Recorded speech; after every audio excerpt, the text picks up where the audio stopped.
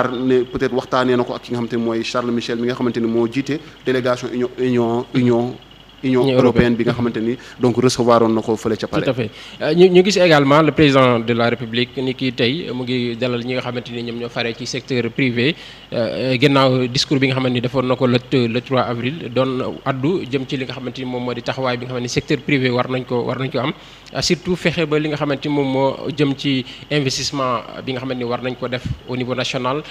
gën ko dooleel ci wàllu mbéy mi ci wàllu càmm ji ci wàllu napp gi ñu gis ne tey secteur priorité bi nga xamante ni tey mu ngi leen di xaar mooy fexe ba wàññi li nga xamante ni moom moo jëm ci denrée de première nécessité yi donc dafay am solo le président de la République dajek ñi nga xamante ni ñoom ñoo di secteur privé bi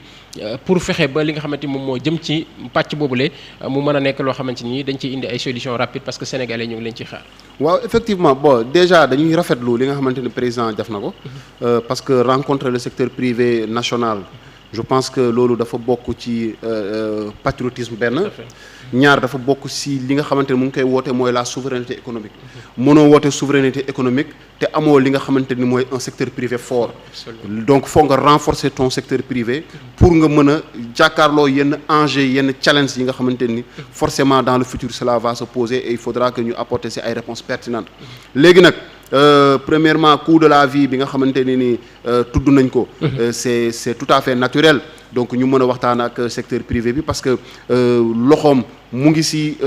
lépp luy wàllu importation de denrées au Sénégal donc secteur privé bi am na ci wàll gum ci joué donc tamit foog ñu waxtaan ak moom xool les tenants et les aboutissants voir aussi les leviers sur lesquels yi nga xamante ni mën nañ ci sukkandiku pour peut-être aller vers n'est-ce pas une baisse du coût de la vie donc dafa laaj aussi impliquer tous les acteurs faut pas aussi s'enfermer comme ni ko ñu ngi ko defoon dans le cas de la réduction du prix du loyer au Sénégal gis nañ ne c'est une décision qui a été prise de façon unilatérale État du Sénégal moo toog xalaat ne loyer kat war na tollu fii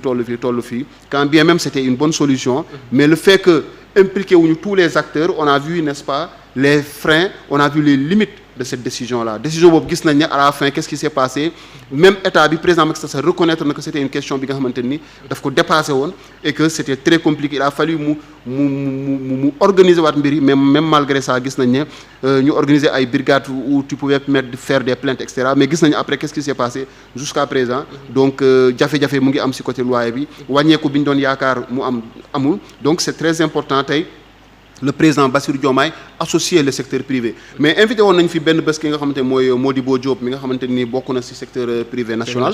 mu ne ñoom dañoo tënkoon benn rapport boo xam ne dañ ko def benn étude liggéey ci sérieusement wone quels sont les problèmes auxquels n'est-ce pas le secteur privé national sénégalais est confronté jëbbaloon nañ ko président de la République ñaanoon dajeek moom en son temps c'était le président Macky Sall ñaanoon dajeek moom pour mën ci waxtaan ba nga xamante ni dinañu indi n'est-ce pas saafara ci jafe-jafe yi nga xamante ni secteur privé national bu Sénégal mu ngi koy dund donc si le président Macky Sall n'a pas pu le faire et que le président Diomaye l'a fait moi je pense que c'est une rencontre qui vient à son heure rencontre bi nga xam ne dina permettre aussi secteur privé national xam ne ni bokk na mais mu xam ne aussi am na tey benn état bi nga xamante ni moo ñëw am na benn régime bu bees moo ñëw bi nga xamante ni décidé na jël les questions yi nga xamante ni mooy préoccupé yi nga xamante ni mooy le secteur privé national waxtaan ak ñoom parce que ñoom ils ont proposé aussi des solutions ils ne sont pas seulement limités à soulever des questions mais ils ont proposé des solutions yi nga xamante ni jàpp nañ ne ñoom bu ñu ko mettre en place dina permettre n'est-ce pas secteur privé national bu Sénégal suqaliku jëm ci kaw te loolu bu amee donc dina participer à la création d'emploi dina participer aussi li nga xamante ni mooy souveraineté économique bi nga xam ne ñu ngi koy woote dina participer li nga xam ne mooy souveraineté alimentaire bi nga xamante ni gëmuma ne mën na am bu dee le secteur privé national n'est pas impliqué mais aussi ñu am benn assistance bi nga xam ne état dina leen ko may mooy état du Sénégal suy defati ay déplacement n'est-ce pas di rencontrer ay yenn présidents wala di rencontrer ay bailleurs et cetera mu mën leen di yóbbaale n'est-ce pas à travers ces voyages là ñi nga xamante ni dañuy dem ñoom tamit ñu waxtaan ak secteur privé yi mais loolu li tax mu mën a nekk également il faut que mu nekk secteur privé boo xam ne nii dafay nekk secteur privé bu organisé wu parce que également kii bëri na démarche yi bëri na ku ci nekk ak bëgg a jaar sa côté loolu bu amee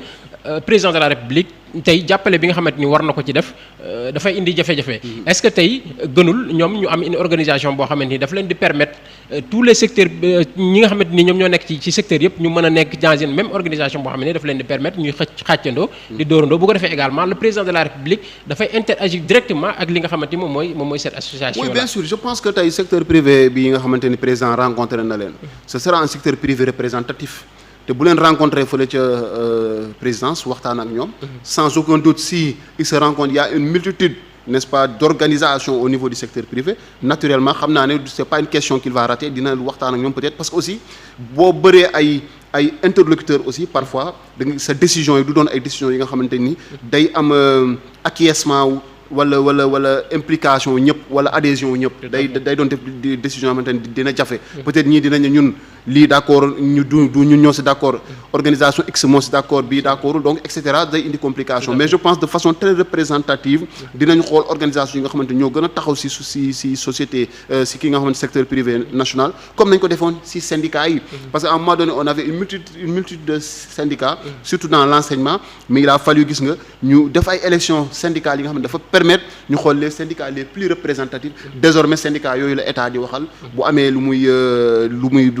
bëgg a dogal wala bu amee ay jafe-jafe ci système bi ñooñu lay woo dajeek ñoom parce que l'État ne peut pas rencontrer toutes les organisations syndicales di waxtaan ak ñoom syndicat bu nekk indi ay préoccupations boppam donc je pense qu'ils vont passer des heures et des heures à discuter sans peut-être arriver à un consensus donc suñu jëlee les organisations les plus représentatives bu ñu ko jëlee je pense que ça va aller trop vite léegi nag ñee c'est des businessmen et je pense que les businessmen ils savent que le temps c'est de l'argent et que ñoom dinañ jël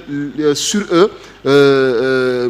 l'humilité de s'organiser, n'est-ce pas, autour, n'est-ce pas, d'organisations beaucoup plus représentatives. Nous avons su boba, dañu xàccandoo di dóorandoo et puis président bu jëlee décision aussi ñoom dinañ si mën a tënku wala waxtaan si ak moom ba am consensus ba nga xamante ni dina leen permettre lors de ces voyages comme je l'ai dit de pouvoir quand même impliquer le secteur privé national di ànd ak ñoom à travers le monde di leen ubbil ay buntu yi nga xamante peut-être bu ñu toogoon ñoom kese duñ ko mën a am mais aussi auprès des collaborations au niveau international voilà au niveau international mais au niveau aussi des institutions financières donc je pense que tey am na secteur privé national bu am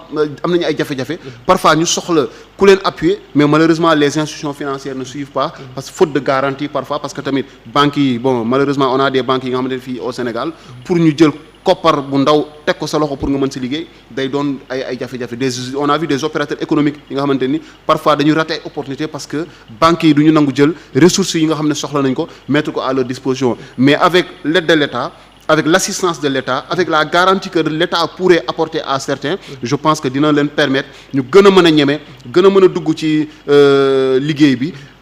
mën a tamit engager ay marchés yi nga xamante ni dinañ ko mën a satisfaire des marchés publics d'abord parce que aussi il faut que ñu favoriser un peu notre secteur privé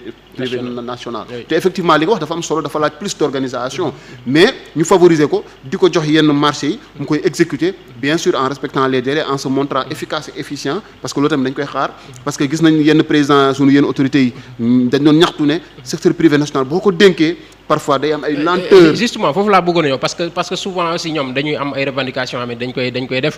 souvent dañ naan ñi nga xamante ñoom ñoo di état yi am na ci ay chantiers yu bëri yoo xam ne duñ leen ko jox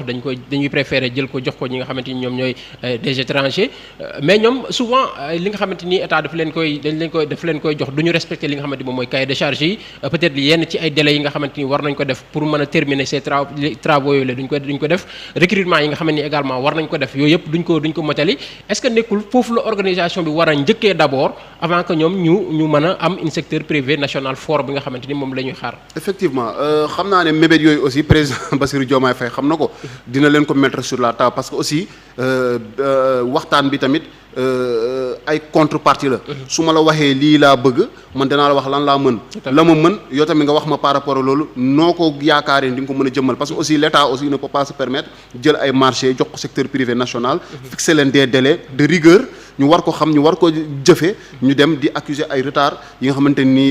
peut-être bu ñu ko dénkoon beneen société bi nga xamante du une société nationale peut-être que liggéey bi peut-être dañu ko mën a livrer dans les délais loolu tamit day doon ay jafe-jafe mais tamit ak conformité bi nga xam ne war na am entre secteur privé bi bu jëlee yenn marché yi conformité bi mu war a am diggante mag législation existante bi nga xam ne mu ngi Sénégal la réglementation le respect des cahiers de charge day doon li nga xam dañ koy xaar ci ñoom et puis je pense que l'État sera dans son droit non seulement de retirer tout bonnement un marché bi nga xam ne joxoon na ko une entreprise privée nationale pour mu jëmmal ko wala pour mu doxal ko bu ko motewul état bi am na droit jël ko jox ko keneen sinon état bi aussi am na droit tamit même su nekkee ni marché bi waa ji def ko na mu ko war a defee wala société bi def ko na mu ko war a defee mu dugal ay pénalités parce que aussi tout ça c'est des choses qui se font tey par exemple dañuy ne bépp jour de retard bi nga xamante ni accusé na ko am na pénalité d'un pourcentage X donc yooyu day tax tamit gars yi c'est des moyens coercitifs yi nga xamante ni dina pousse nit ki ba nga xamante ni dina préférer wala société bi nga xam nationale bi ñu ko jox dina góorgóorlu ba nga privé national bi ñu ko jox dina góorgóorlu ba nga xamante ni dina mën a monter li nga xamante ni mooy cahier de charge bi encore une fois je pense que c'est des garanties qu'ils vont sans doute mettre sur la table qu'ils vont donner au président Bassirou Diomaye Faye bi nga xamante ni nouvellement élu donc dinañ ko rassurer ba nga xamante ni loolu dinañ ko mën a jëmmal mais une chose n'est-ce pas est claire on peut pas aller de l'avant on peut pas avoir ce qu'on appelle cette souveraineté bi nga xamante ni économique bi sans ñu impliquer le secteur privé national il faut renforcer le secteur privé national léegi nag voilà je sais pas quelles sont les questions sur lesquelles ils vont s'épancher bu ñu jàkkaarloog président mais je pense qu'ils ont intérêt à s'entendre à mieux s'organiser et aussi à se montrer professionnel parce que professionnalisme la tamit ñu jox la cahier de charge nga exécuter ko à la lettre loolu mooy professionnalisme mais jox la cahier de charge nga exécuter ko à moitié mu indi ay retard wala parfois mu indi ay jafe-jafe yi nga xamante ni par rapport au financement wala jox la financement exécuter woo ko entièrement wala des détournements d'objectifs et cetera yooyu yëpp bu amee après day indi jafe-jafe le rapport de confiance bi nga xamante waroon na am entre l'État du Sénégal ak le secteur privé national day effrité wu ba nga xamante ni day préférer ne je préfère prendre des Allemands des Français des Belges pour wala des Turcs wala des Marocains pour ñëw exécuter n'est-ce pas un projet bi nga xamante ni am nañ ko mais en respectant les délais en respectant les coûts en respectant le cahier de charge et en respectant la réglementation donc loolu la ñuy xaar mais encore une fois secteur privé bi mënuñu wax souveraineté te boolewu leen ci mënuñu wax développement te boolewu leen ci parce que ñoom tey bu ñu gañee marché bu ñu leen financé koppar gañ fay jële ci réew mi lay des malheureusement boo jëlee une société étrangère bu ci liggéeyee ba pare koppar gi muy am da koy yóbbu ci dëkkam expertise est-ce que parfois même transfert de compétence bi day doon li nga xamante ne day doon lu jafe parce que dañuy ñëw indaale seeni ouvrier indaale seeni personnel ñu liggéey sur place bu ñu paree ñu delluwaat donc même emploi yi nga doon yaakaar ne dinañ ko mën a créer même parfois les Sénégalais transfert de compétence bi duñ ci liggéey da ngay gis par exemple wàllu terre bi boo xoolee nga gis fa der bu weex moo gënoon a yomb les ouvriers sénégalais ils étaient quand même confinés à de petites tâches yi nga xamante ne yëkkati brique teg fee yëkkati fer teg fee serré fële boo xoolee loolu lañ doon gën a liggéey que vraiment yéen liggéey yi donc c'est des aussi da ngay xool gars yi ni ñoo liggéey même guddi gi parfois lañ doon préféré di liggéey te boo fa demee da ngay gis ne ni ay nit ñu weex ñoo fa gënoon a bëri ci chantier bi donc day doon li nga xamante ni encore une fois c'est un manque à gagner mais bu ñu ko joxee une société privée nationale non seulement ça appartient à des Sénégalais benn ñaar ay doomi Sénégal la ñuy jël ñu liggéey ci loolu même su fekkee dañ ko jox secteur privé national boo xamante ni peut-être bu amul tous les moyens également mën na def recours à un privé boo xamante ni il est de l'étranger ou am une étroite collaboration. ñu liggéey ensemble je pense que loolu également dana permettre secteur privé bi mën a mais bien sûr ça c'est des choses qui se font parce que en quelque sorte c'est de la sous-traitance dina permettre yow tey